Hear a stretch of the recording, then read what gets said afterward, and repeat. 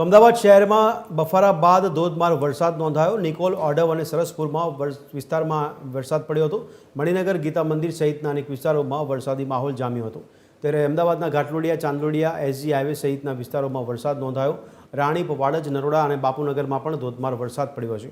ત્યારે ખોખરા, મણિનગર, હાટકેશ્વરમાં વરસાદી પાણી ભરાઈ જવાની સમસ્યા સર્જાઈ છે। મણિનગરમાં દક્ષિણી અને મીઠાકડી અંડરપાસ છે તે બંધ કરવામાં આવ્યો છે।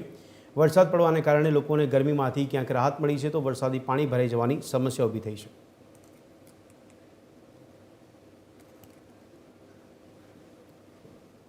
તો આ અંગે વધુ વિગત સાથે અમારા સંવાદદાતા શિવાંશુ અમારી સાથે જોડાયા છે। શિવાંશુ, જણાવશો, વરસાદી પાણીની સમસ્યા લોકોને હેરાન કરી રહી હશે। વરસાદી પાણી ભરાઈ જવાની સમસ્યા વારંવાર આપણને જોવા મળતી હોય છે, ત્યારે એક બાજુ ગરમીમાંથી રાહત અને ત્યાં બીજી બાજુ વરસાદી પાણીની ભરાવાની સમસ્યા, લોકોની હેરાનગતિ કેવી સામે આવી રહી છે? શિવાંશુ, ચોક્કસથી જે રીતે હવામાન નિષ્ણાતો દ્વારા વરસાદની આગાહી કરવામાં આવી હતી તે પ્રમાણે વરસાદ જે છે તે પડી રહ્યો છે।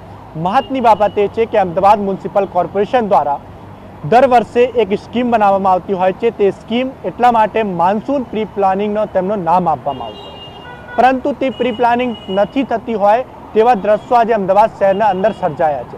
આ દ્રશ્યો મેઘાણીનગરના નથી, પરંતુ અમદાવાદ શહેરના તમામ વિસ્તારોની સ્થિતિ નબળી પડી છે।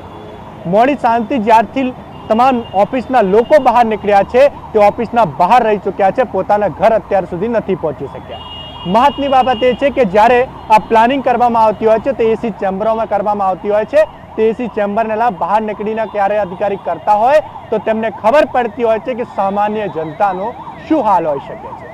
તમામ દર્શકોને આપણે બતાવીશું કે જે રીતે ગ્રાઉન્ડની ઝીરોની રિપોર્ટ હાલ TV13ની ટીમ કરી રહી છે કે જ્યાં જો અમદાવાદ શહેરની અંદર પાણી જોવા મળી રહ્યો છે। તમામ જે લોકો છે તે કોઈ પોતાના ઘર જવા માટે રવાના થઈ રહ્યા છે, તો પોતાની કોઈ ડ્યુટીને ફરજ નિભાવવા માટે જઈ રહ્યા છે। તમામ તસવીરો અમદાવાદ શહેરની છે કે જ્યાં મેઘાણીનગર ખાતેની તસવીરો આપણે જોઈ શકો છો। આ અમદાવાદ શહેરના કોર્પોરેશનના કર્મચારીઓ છે કે જ્યાં પાણી કાઢવાની વ્યવસ્થા કરી રહ્યા છે। એસી ચેમ્બરમાં સાહેબ વ્યવસ્થા કરી દે છે, ત્યારબાદ તેમના જ્યારે પાણી ભરાય છે ત્યારે તે કર્મચારી આવીને આ રીતની પ્લાનિંગ કરતા હોય છે। કદાચ આ પ્લાનિંગ પહેલાં કરી લીધી હોત તો આ પાણી ના ભરાયા હોત, લોકોના વાહન ના બગડ્યા હોત, લોકોની પરિસ્થિતિ હાલાકી ના ભોગવી પડી હોત। બીજી વસ્તુ, અહીંયા અમદાવાદ સિવિલ હોસ્પિટલનો એશિયાનો સૌથી મોટો સિવિલ હોસ્પિટલ આવેલો છે।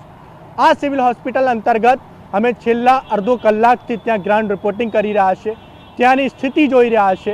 એમ્બ્યુલન્સો ફસાણી છે, લોકો હેરાન થાય છે। બીજી વસ્તુ, અહીંયા લોકો જે રીતે હેરાન થઈ રહ્યા છે, લોકોના અંદર દર્દીઓ પણ હાજર છે, તે દર્દીઓને તે જમવાનું પહોંચાડવા માટે લોકો ખૂબ જ હેરાન થયા છે। એનાથી ખરાબ સ્થિતિ શું હોઈ શકે છે અમદાવાદ શહેરની? આ સ્થિતિ જોવાલાયક એટલા માટે છે કારણ કે આ અધિકારીઓને કદાચ નજરે પડતી હોય છે ને સાહેબ, તે સ્થિતિ જોઈ લેજો। આ સ્થિતિ અમદાવાદ શહેરની છે। કોઈ દર્દીના સગાવાળા સુધી, દર્દી સુધી જમવાનું પહોંચી શકે એટલી તો વ્યવસ્થા કરી આપો। કારણ કે આ એટલા માટે કારણ કે લોકોની વેદના છે। લોકો શાંતિ જ્યારે ઓફિસથી ઘરથી બહાર નીકળ્યા છે ને ત્યારથી અત્યાર સુધી તે પોતાના ઘર સુધી નથી પહોંચી શક્યા, કારણ કે કોઈના વાહન બગડી ચૂક્યા છે, તો કોઈક વિસ્તારોમાં પાણી છે, તો કોઈના ઘરમાં પાણી ભરાઈ ચૂક્યો છે। અમદાવાદ જલમગ્ન થઈ ચૂક્યો છે, તેવી સ્થિતિ સર્જાઈ છે। ભદ્રેશ, ચોક્કસથી જી। પાણી ભરાઈ જવાને કારણે લોકો હેરાન થઈ રહ્યા છે, પણ આ વિસ્તારમાં દર વર્ષે આ સ્થિતિ ઊભી થાય છે, તો વરસાદી પાણીનો નિકાલ કેમ થતો નથી, એનું કોઈ કારણ સામે આવી રહ્યું છે કે કેમ? જી ચોક્કસથી ભદ્રેશ, આ એસી ચેમ્બરથી જ્યારે અધિકારીઓનો સમય મળતું હોય છે ને ત્યારે એ કામગીરી કરતા હોય છે। આ જ્યારે મોટા મોટા જે અધિકારીઓ હોય છે તે અધિકારીઓ કેવલ માનસૂન પ્લાનિંગ કરતા હોય છે, ત્યારે મેયર પણ હોય છે, ઘણા બધા અધિકારીઓ પણ હોય છે। મહત્વની બાબત ત્યાં ઊભી થાય છે કે જ્યારે સ્થિતિ ગંભીર સર્જાય ત્યારે કાર્યવાહી કરવામાં આવતી હોય છે। ત્યારે અત્યારે સ્થિતિ આપને લાઈવ દ્રશ્યો બતાવીશું, ક્યાંય આપણે બતાવવા નથી શકતા કે જ્યારે સ્થિતિ સર્જાઈ ગઈ, પાણી ભરાણું છે, ત્યારે બે કર્મચારીઓ ઊભા કર્યા છે। તે કર્મચારીઓ ગટર ખોલીને ત્યારે પાણી જે છે તે કહી શકાય કે બહાર નિકાસ કરી રહ્યા છે, જેથી લોકો જ્યારે હેરાન થયા ત્યારે નિકાસ થાય છે। એના પહેલાં કદાચ નિકાસ થયા હોત તો લોકો હેરાન ના થયા હોત। બીજી વસ્તુ, આ અમદાવાદ શહેરના એટલા માટે આ વિસ્તારમાં હોવા છીએ કે જ્યાં પોતાના દર્દીઓને પોતાને જમવાનું પહોંચાડવા માટે કોઈ ગંભીર પરિસ્થિતિમાં હોય તે હોસ્પિટલ જતા હોય છે, તે લોકો કઈ રીતે પહોંચતા હોય છે. હું તો કહું છું સાહેબ, અગર સ્થિતિ જોતા હશો ને તો મહેરબાની કરીને આ સિવિલ હોસ્પિટલના દર્દીઓનો કોઈ હાલાકી ના પડે ને તો આ અહેવાલ જોઈને જી શિવાંશુ, સુધારી દેજો. ખૂબ ખૂબ આભાર સમગ્ર માહિતી ફરીથી બદલ, અમારી સાથે અહીંયાથી જોડાવા બદલ.